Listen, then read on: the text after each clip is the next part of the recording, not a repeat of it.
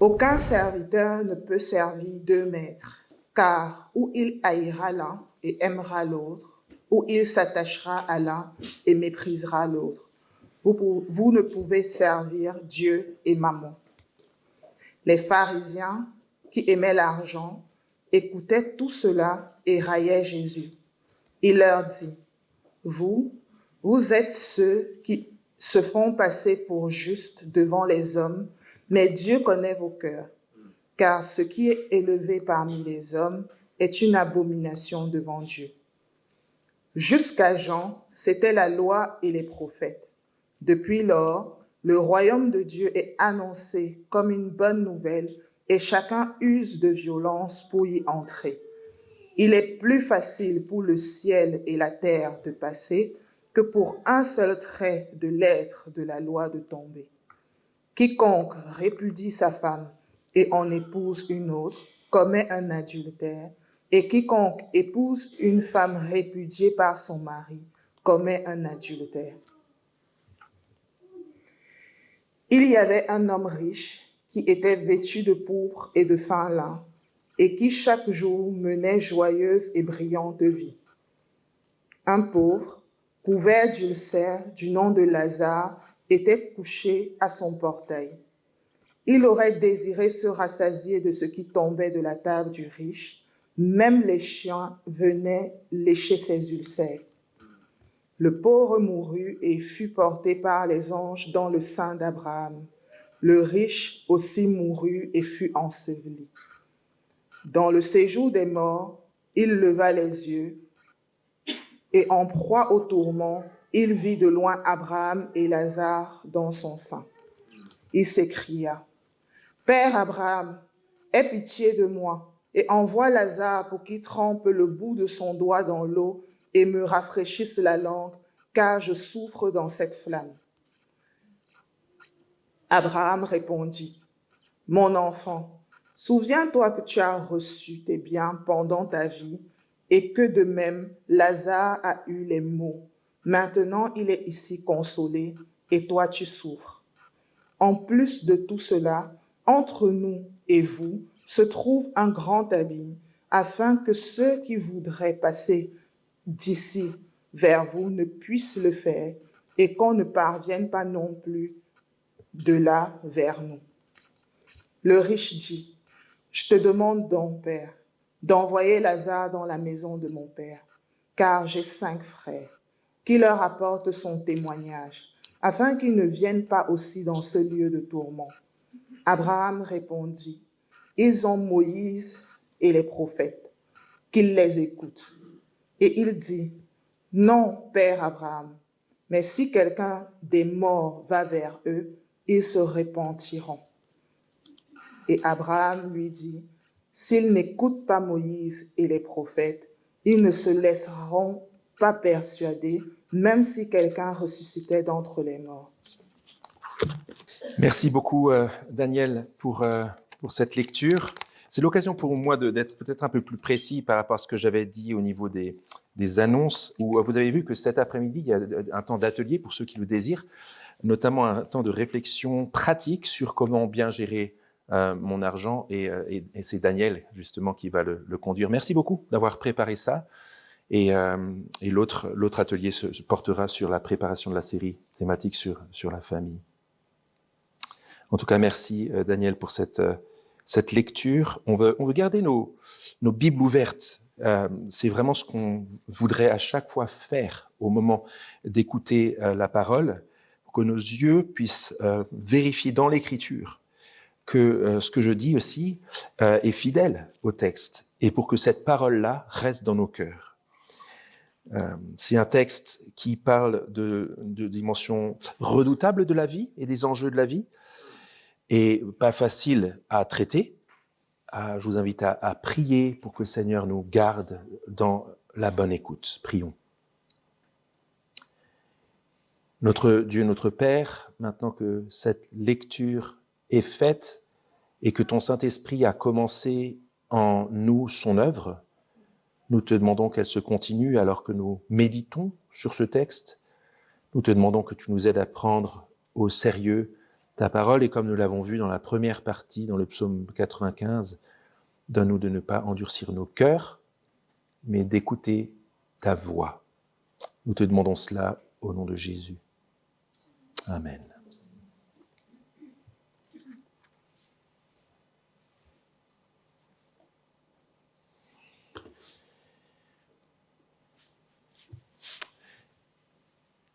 Vous avez besoin d'un sauveur et je vous le donne.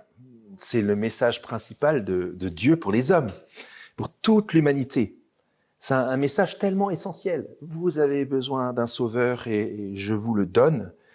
Un message essentiel et pourtant une des grandes difficultés, et je pense que ça vous travaille autant que moi. Si c'est tellement essentiel comme message, pourquoi est-ce qu'il n'y a pas plus d'impact? Pourquoi ça marche pas mieux, ce message? Et peut-être nous concernant, pourquoi est-ce qu'on a si souvent du mal, nous-mêmes, à le proclamer? Alors, il y a certainement plusieurs raisons. Mais les deux grandes raisons que je vois, une raison générale et une raison particulière. La raison générale, c'est en raison de l'orgueil humain qui dit « sauveur de qui? Sauveur de quoi?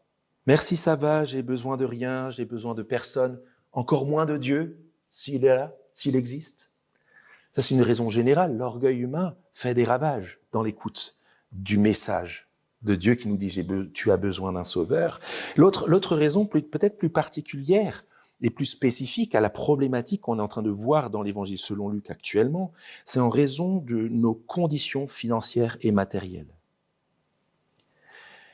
On ne devrait pas sous-estimer l'impact sur nos cœurs du fait que nous vivions dans une époque de l'histoire humaine où ça va plutôt bien financièrement, dans un lieu du monde, en Occident, qui va plutôt bien financièrement par rapport à beaucoup de régions du monde, dans Paris, où dans ce contexte-là, beaucoup de personnes dans notre environnement vont plutôt bien financièrement, sans parler de Paris Ouest, où on a, dans cette zone-là dans laquelle nous sommes une église, les personnes sans doute parmi les plus riches de France. Notre contexte dans lequel on est des chrétiens, dans lequel on est disciples de Jésus, c'est celui d'un grand mensonge sous la forme d'une promesse. On baigne dans un contexte mensonger. Et voilà le mensonge, c'est puisque l'argent peut te donner tout ce dont tu as besoin ici et maintenant, les enjeux de demain, c'est vraiment secondaire. Ou les enjeux de demain, on s'en fiche. Vous voyez l'écrasement dramatique sur la bonne perspective à avoir sur la vie. Il y a une sorte de myopie qui s'installe, qui nous tourne vers le ici et le maintenant, et qui nous empêche de considérer avec sérieux les enjeux réels de la vie. C'est un poison mortel. Et c'est l'avertissement solennel de Jésus dans la parabole que Daniel vient de nous lire. J'ai demandé, merci Daniel d'avoir lu juste avant. On a relu une partie du texte la semaine dernière parce qu'on est encore dans le même mouvement de réponse de Jésus. Il n'est pas en train de dire, évidemment, qu'avoir de l'argent, même beaucoup d'argent, c'est mal en soi. C'est pas le propos. Et il n'est pas en train non plus de dire qu'être pauvre rend forcément juste et te donne un ticket automatique pour le ciel. C'est pas le propos. Le propos, c'est plutôt que, attention, l'argent rend aveugle. Il rend aveugle sur ce qui est vraiment important dans cette vie. Il rend aveugle sur la réalité terrifiante de l'enfer. Et il rend aveugle sur la manière d'y échapper, d'échapper à l'enfer. Si on regarde les premiers versets, on va le voir assez rapidement. Comme je le disais avant, Jésus continue de répondre aux pharisiens, et vous l'avez vu dans la lecture avec Daniel tout à l'heure, regardez le verset 14, c'est les pharisiens qui aimaient l'argent et qui écoutaient tout cela en raillant Jésus, en se moquant de Jésus. Et puis, c'est peut-être une adresse plus générale à tous ceux qui, en écoutant les propos de Jésus concernant l'argent et le pouvoir de l'argent sur nous, pourraient se retrouver égocentrés au point d'être autosuffisants et les riches autosuffisants de tous les temps ont besoin d'être avertis. Mais, comme c'est le cas très souvent dans l'Évangile, et en particulier dans cette partie-là, Jésus ne répond pas à ceux qui se moquent de lui sur la question de l'argent à part. Il leur répond publiquement. Il leur répond avec leur idole de l'argent, en présence de ses disciples. Il y a quelquefois, il parlait aux disciples en présence des pharisiens. Il leur disait, puisque les enjeux sont éternels, utilisez l'argent d'aujourd'hui en vue de voir des gens, des hommes et des femmes se tourner vers le Seigneur, et faire la paix avec Dieu. Et c'est là que les disciples, les pharisiens se moquent, parce qu'ils ont entendu Jésus dire ça aux disciples. Et Jésus répond maintenant aux disciples, est en train de répondre aux disciples en présence des disciples. Ça veut dire qu'il y a des choses utiles à entendre pour les disciples lorsqu'ils parlent aux riches autosuffisants, parfois même religieux bien-pensants, de son temps et de tous les temps. L'argent rend aveugle sur d'abord ce qui est important dans cette vie. Tout ce qui compte, c'est ici et maintenant. C'est un peu l'idée. De quelle richesse on parle, vraiment? Si vous regardez le verset 19 et 20, et que vous cachez la suite, je ne vous avais pas raconté la suite, cachez la suite. Voilà. Et je vous pose la question, c'est un moment d'honnêteté. Humainement, vous voudriez être à la place duquel de ces deux hommes? Il y avait un homme riche qui était vêtu de pourpre et de fin lin, des meilleurs habits des meilleurs couturiers, et qui chaque jour menait joyeuse et brillante vie. Un pauvre, couvert d'ulcères du nom de Lazare, était couché à son portail. Il aurait désiré se rassasier de ce qui tombait de la table du riche. Même les chiens venaient lécher ses ulcères. Le contexte dans lequel on se trouve, je l'ai dit, c'est les pharisiens qui se retrouvent là en train d'être dévoilés. Jésus est en train de démasquer leur hypocrisie religieuse. Bien pensants, ils font croire qu'ils écoutent la parole de Dieu, ils font croire qu'ils obéissent à la loi de Dieu, et Jésus est en train de révéler leur cœur qui en fait n'est pas entièrement tourné vers Dieu. Il est en train de révéler leur cœur attaché bien plus à l'argent et au monde d'ici-bas que la relation avec Dieu éternel. Des cœurs durs, des cœurs orgueilleux, égocentrés, amis de l'argent, qui cachent leurs péchés sous de belles apparences, qui refusent aussi, et on l'a vu au chapitre 14, l'invitation de Dieu. Et Jésus leur dit, tu as beau être riche, vêtu de pourpre, de fin lin, tu as beau être en train chaque jour de mener joyeuse et brillante vie. Regardez ce qu'il dit au verset 15. Vous êtes de ceux qui se font passer pour justes devant les hommes, mais Dieu connaît vos cœurs. Car ce qui est élevé parmi les hommes est une abomination devant Dieu. Attention à l'orgueil que produit non seulement l'amour de l'argent, mais la possession de l'argent. Alors, si vous le verbalisez pas encore, moi je vous le dis qu'humainement, on préférerait être dans la situation de cet homme riche plutôt que dans la situation de Lazare qui a des ulcères et qui voit les chiens lécher ses ulcères. Mais la question, ce serait pourquoi à ce stade de la parabole, de la petite histoire utile de Jésus, pourquoi est-ce qu'on a envie quand même un peu d'être comme cet homme riche? Pourquoi est-ce qu'on se dit « l'argent ne fait pas le bonheur », mais il y contribue quand même? Pourquoi est-ce qu'on se dit ça? Parce que, alors nous, notre contexte, on n'est pas dans un contexte de pharisiens, on est dans un contexte de parisiens, et on est pris au piège du même genre de choses.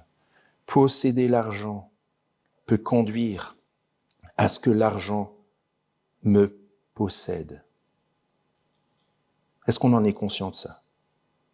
Posséder de l'argent peut me conduire à être possédé par l'argent.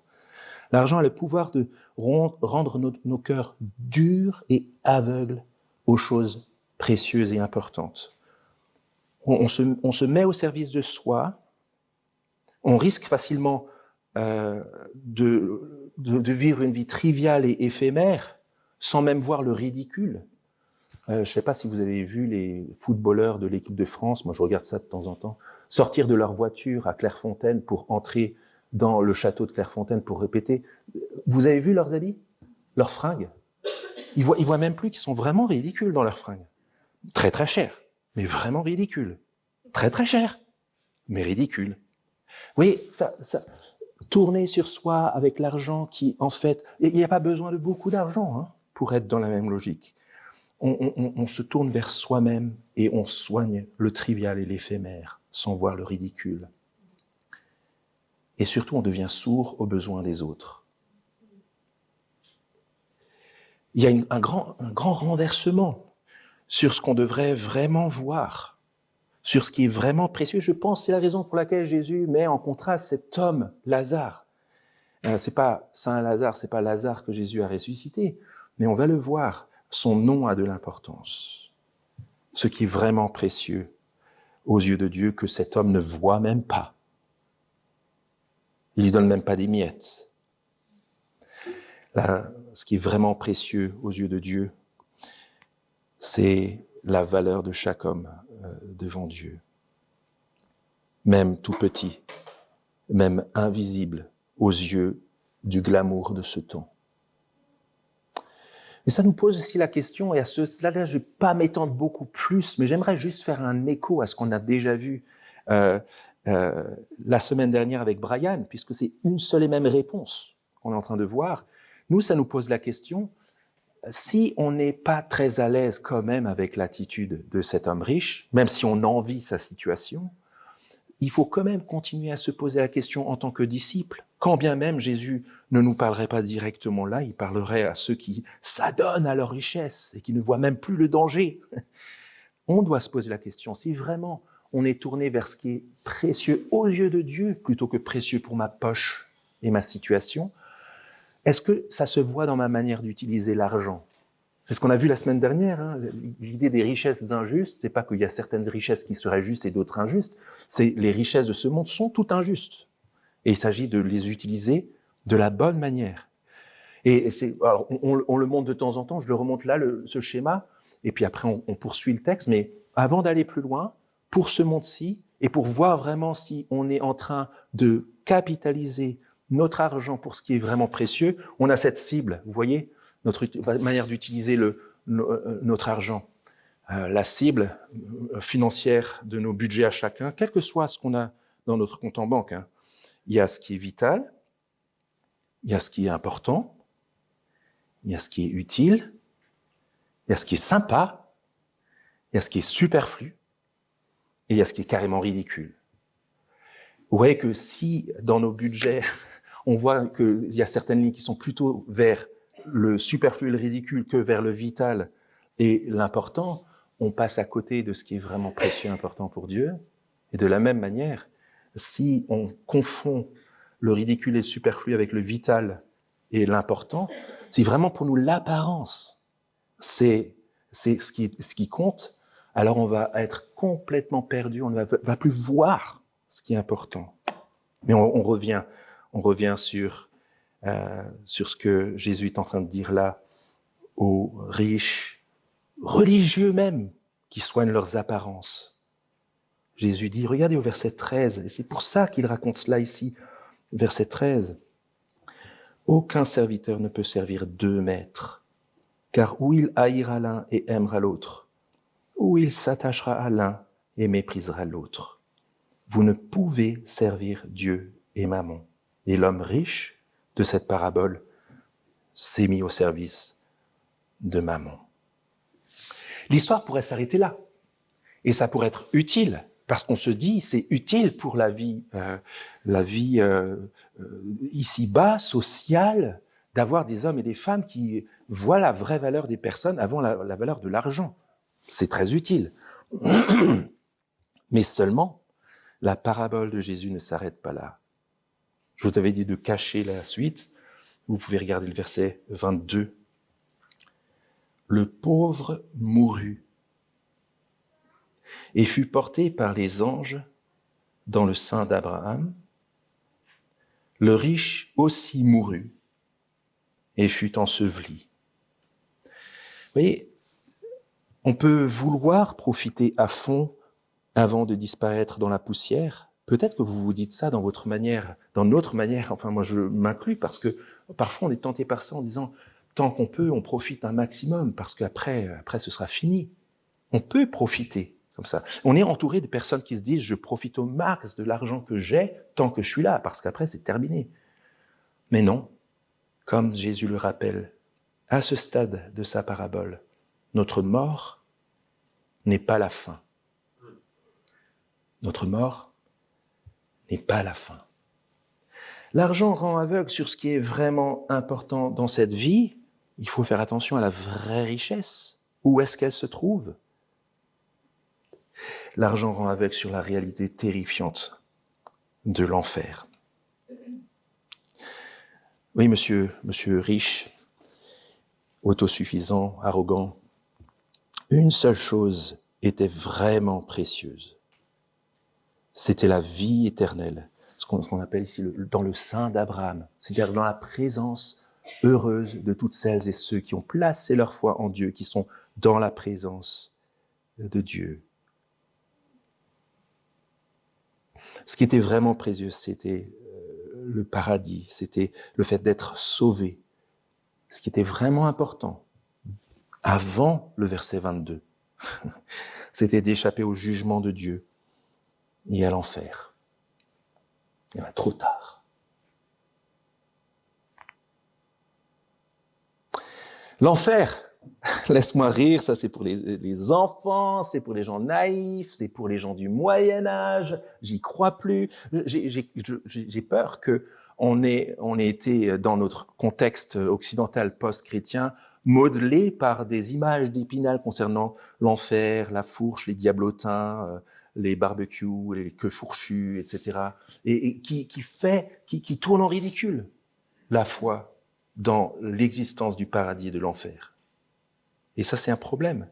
Cette parabole-là, elle est particulière parce que c'est une parabole que Jésus, c'est une histoire utile que Jésus raconte pour souligner un point particulier, mais contrairement à d'autres paraboles, il lève un pan du voile sur la réalité invisible à nos yeux. Il y a des choses à dire à partir de cette parabole sur la réalité cachée à nos yeux qui vient.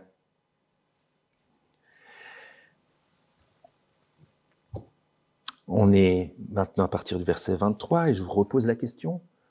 À la place de qui est-ce que vous voudriez être maintenant? Versets 23, 26, c'est incroyable de voir comment cet homme est encore pris dans son orgueil. Ce qui est très caractéristique et la grande surprise, c'est qu'il se considère comme fils d'Abraham. Abraham, mon père Abraham, partout ici. Et Abraham qui lui dit, mon fils. Mais le fait d'être descendant glorieux pour lui d'un peuple particulier, d'une tribu particulière, d'avoir l'ADN humain de ce peuple-là, ne l'empêche pas d'être complètement aveugle aux enjeux. Vous avez vu qu'il voit encore Lazare comme un serviteur, demande-lui de tremper son doigt pour venir, moi, me soulager. Il croit encore que tout lui est dû. Il croit encore qu'il y a une issue. Il ne voit pas qu'il n'y a plus de soulagement possible. Mais l'enfer existe dans sa réalité terrifiante. Verset 23, il lève les yeux et en proie au tourment. Il voit de loin, il voit Abraham et Lazare dans son sein. Et puis il s'écrie, « Père Abraham, aie pitié de moi. Envoie Lazare pour qu'il trempe le bout de son doigt dans l'eau et me rafraîchisse la langue, car je souffre dans cette flamme. » Réponse d'Abraham, « Mon enfant, souviens-toi que tu as reçu tes biens pendant ta vie et que de même Lazare a eu les maux à la place de qui je voulais me trouver. » avant le verset 22. Suite de la réponse d'Abraham.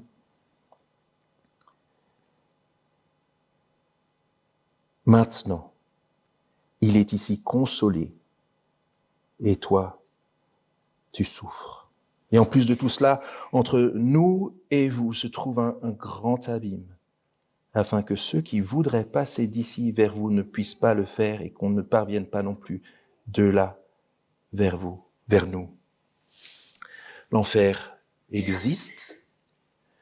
L'enfer est un lieu de tourment et de douleur, pas de barbecue et de joie insouciante. L'enfer, c'est le tourment éternel. L'enfer est une voie sans issue. L'enfer est irrésistible, irréversible, définitif et un grand fossé infranchissable. C'est le moment du jugement de Dieu. C'est le lieu du grand renversement que Jésus avait annoncé. Regardez au chapitre 13, revenez au chapitre 13. On avait commencé avec ça il y a quelques semaines. Chapitre 13, vous y êtes? Verset 30. On peut même commencer au verset 28. Jésus qui avait dit, « Il y aura là des pleurs et des grincements de dents quand vous verrez Abraham, Isaac, Jacob et tous les prophètes dans le royaume de Dieu et que vous serez jetés dehors. Il en viendra de l'Orient, de l'Occident, du Nord, du Midi, des Lazars. Et ils se mettront à table dans le royaume de Dieu. » Et regardez le verset 30. « Il y a des derniers qui seront premiers et des premiers qui seront derniers. » À la place de qui est-ce que je souhaite être? Le confort maintenant et les tourments éternels plus tard?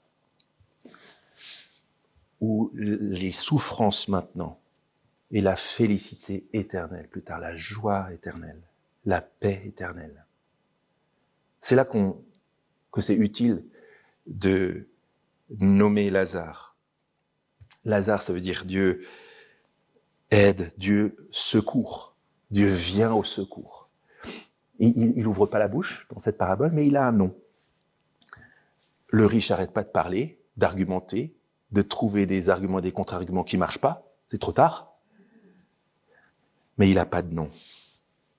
Il faut qu'on se laisse rassurer par cette partie-là en tant que disciple de Jésus qui avertit les riches de ce monde, autosuffisants, qui sont sous des apparences parfois même religieuses, mais dont le cœur est éloigné de Dieu. Ce qu'il faut entendre ici, c'est que ce que j'ai dans ma poche, dans mon compte en banque, ne dit rien sur ma destinée future.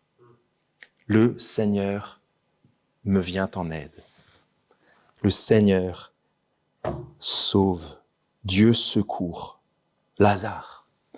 Et cela en dépit des apparences. Parce que l'argent ne peut pas le faire. L'argent ne peut pas m'offrir cela.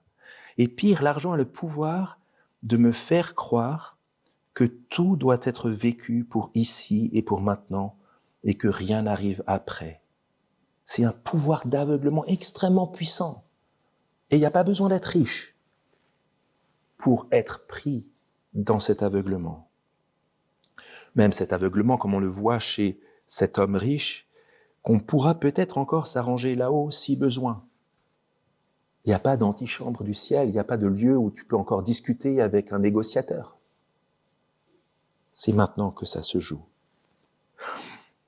Et c'est intéressant parce que là, à un moment donné, on doit se dire, on ne parle plus de la puissance de l'argent ici. C'est plus exactement ça, comme si on personnalisait l'argent au-delà de ce qu'il faudrait. On voit bien que Jésus est en train de révéler nos cœurs. Il révèle nos cœurs qui se laissent si facilement aveugler.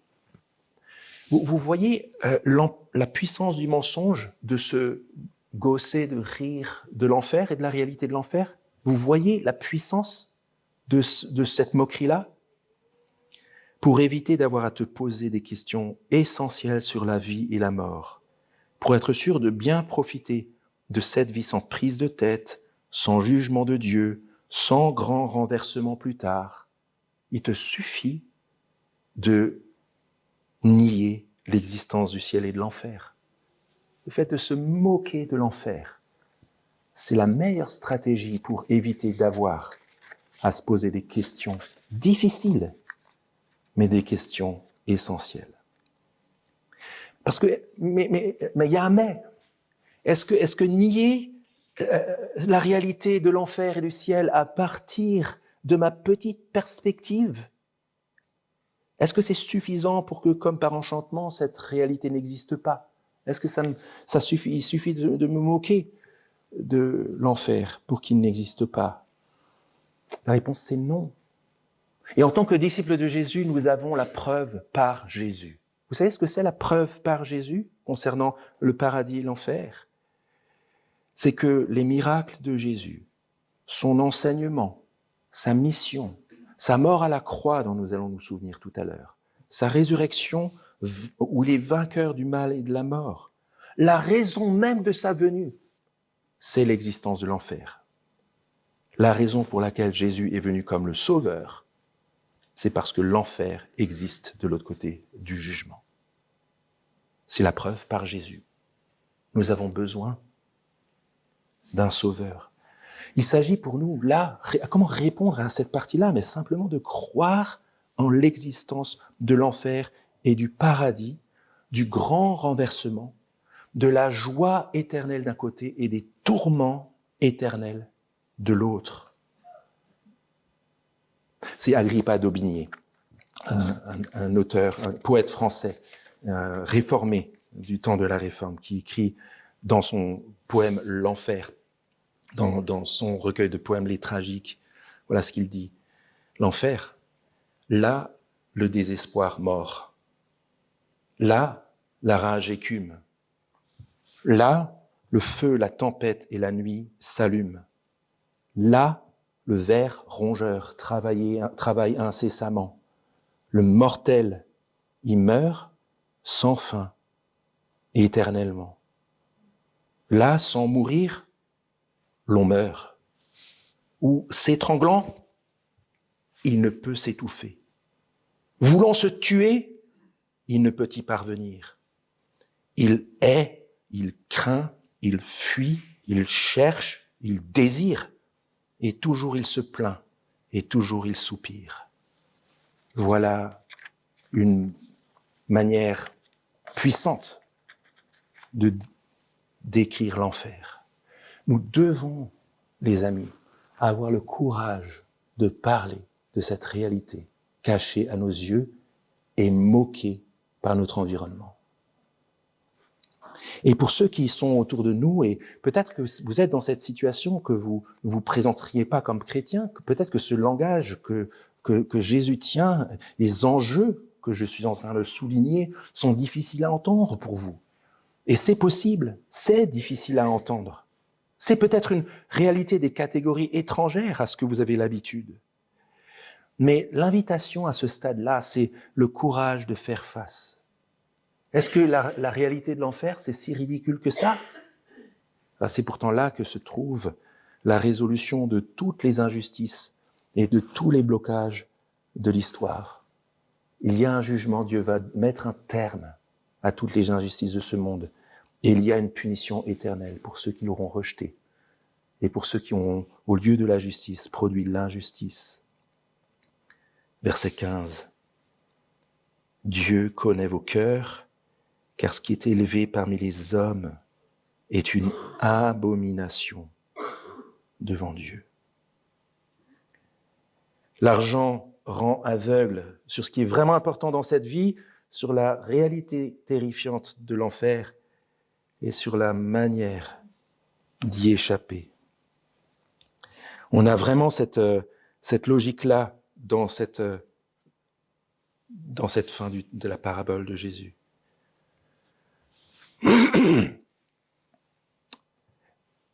Voilà ma question.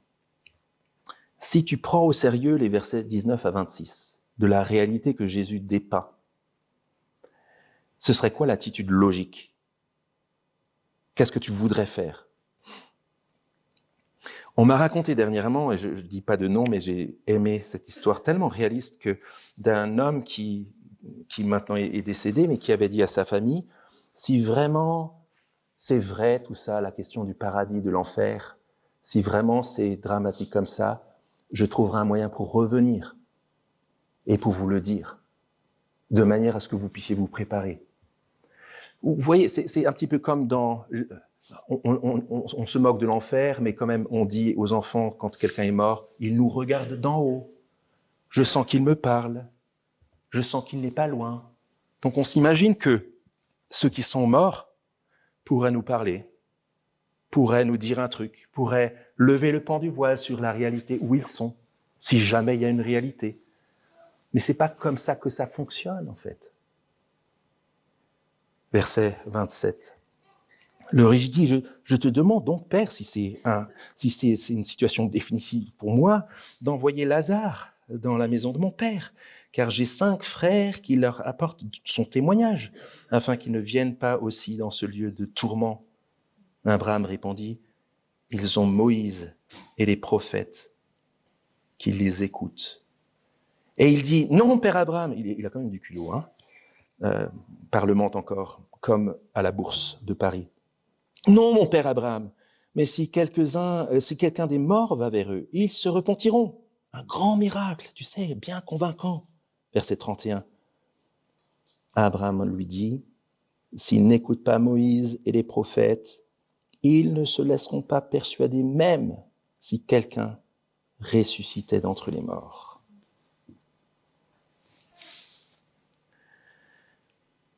Est-ce qu'il y a quelque chose à rajouter ici? Dieu a fait en sorte d'avertir l'humanité entière dans les Écritures de la réalité à venir, de l'enjeu pour cette vie et de l'enfer éternel d'un côté, de la joie éternelle de l'autre. Les avertissements sont profusion dans la Bible. On a un exemple avec le psaume 95 que tu nous as lu avant, Léolin, où Dieu dit déjà des centaines d'années avant Jésus, aujourd'hui, si vous entendez sa voix, n'endurcissez pas votre cœur, parce que sinon vous n'entrerez pas dans mon repos. Un autre exemple, c'est dans Jérémie, au chapitre 5. Voilà ce que Dieu disait déjà au temps du prophète Jérémie, des centaines d'années avant Jésus. La main d'Israël et la maison de Juda m'ont tout à fait trahi. C'est dans un contexte d'adultère, où le peuple trompe Dieu avec d'autres choses. Ils usent de tromperie envers l'Éternel. Ils disent, il n'existe pas, et le malheur ne viendra pas sur nous. Nous ne verrons ni l'épée ni la famine. Les prophètes ne sont que du vent, et personne ne parle en eux. Vous voyez comment, c'est juste 2 exemples parmi des centaines d'autres, comment dans les Écritures, Dieu avait déjà clairement souligné la dureté du cœur de Dieu, l'existence du séjour, du repos de Dieu et du jugement de Dieu contre ceux qui s'endurcissent. Et ça, c'est la leçon centrale pour nous, à la fois pour nous-mêmes, mais pour le message que nous transmettons. Si tu n'es pas prêt à écouter ce que Dieu dit dans les Écritures, aucun miracle, même le plus grand, ne te fera croire aux vrais enjeux de la vie. Vous avez peut-être rencontré des personnes comme ça. Si Jésus revient, s'il y a vraiment des miracles, alors je croirai. Vous voyez que même dans la Bible, même dans la présence même de Jésus, Jésus lui-même dit que c'est même pas sa propre résurrection qui va convaincre les gens. Parce que si les cœurs sont durs, ils sont durs, et la manière avec laquelle Dieu a voulu appeler des cœurs durs à se laisser changer, c'est sa parole. Verset 15. Ce qui est élevé parmi les hommes est une abomination devant Dieu. Une résistance typique de l'orgueil de l'homme, c'est de ne pas écouter ce que Dieu dit pour nous permettre de prendre conscience des enjeux et d'échapper à l'enfer. Le Seigneur révèle à nos cœurs l'état de notre cœur, la conviction de notre péché, notre besoin radical d'un sauveur, tout ça, ça vient de la parole de Dieu. Pas d'un miracle, pas de quelqu'un qui revient des morts, de la parole de Dieu. Et la principale réponse qu'on peut donner, c'est d'écouter pour voir les enjeux, de craindre les enjeux éternels de l'enfer et du paradis, de nous humilier devant Dieu au lieu de nous élever contre Dieu, de nous repentir, c'est-à-dire de nous tourner vers Dieu et de nous détourner du mal qui nous éloigne de Dieu et qui nous endurcit loin de Dieu, de croire dans le Sauveur. Je redis ce que j'ai dit avant. La raison pour laquelle Jésus est venu, c'est précisément que l'enfer existe. Il nous a donné un Sauveur. Il s'agit de croire en lui pour espérer. Je vous invite à prier.